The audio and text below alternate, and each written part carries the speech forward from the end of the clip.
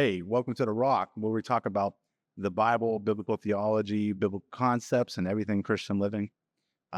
Today, I want to talk to you about a great question a lot of people have when it comes to like just different religions, Christianity, and self. And that is, why is there so many different kinds of Bibles or translations of Bibles that people read on their spare time? So I'm going to go over two different main types of Bible translations and why there are different translations out there. The main reason that there are different translations is because culture and culture shifts and how the languages throughout culture continues to develop and change.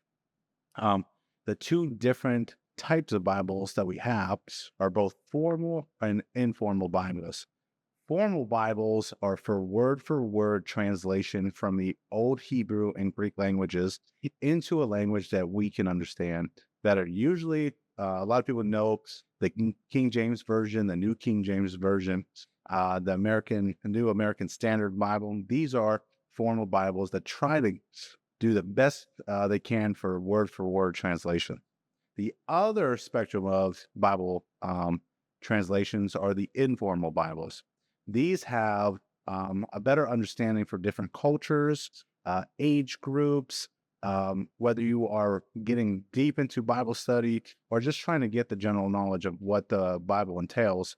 These Bibles are there to have a concept that is better relatable to certain people and cultures. Um, like I said before, different types of formal Bibles are the New King James Version. We also have translation Bibles. This one is a translation from Khmer, which is Cambodian language. It's an ESV that just shows that trying to translate from one language to another doesn't have to take anything away from what the Bible is. This is still a formal Bible, and it is just there to translate from one language to another. The other spectrum, we have informal Bibles. A lot of people use NIVs, which are the New International Version, and things like that. It's just a way that the vocabulary is just easier for people to understand than what it is from translation from the word for word styles. Um, Other ways that we have different kind of translation is that we have commentaries, such as this one right here. This one shows a specific pastor's or author's interpretation of what the scripture is. We also have different Bibles, such as the Apologetics Bible, which gives extra information to certain subjects within that Bible. Some of the fun translations that we have that a lot of new beginners, new generations is the Action Bible, which kind of breaks the Bible stories down to fun comic strip or animated or cartoon versions of the Bible that get certain cultures and age groups interested in the Bible. Then we have like interpretation Bibles, such as the Message. The Message is an awesome Bible for maybe a younger generation or those just interested in what the Bible has to say, but it isn't the greatest for in-depth study.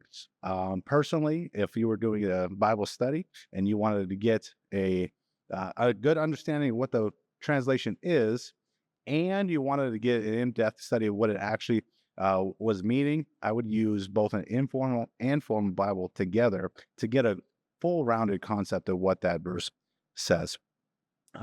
Another reason that we have different translations again is the growth and development of languages.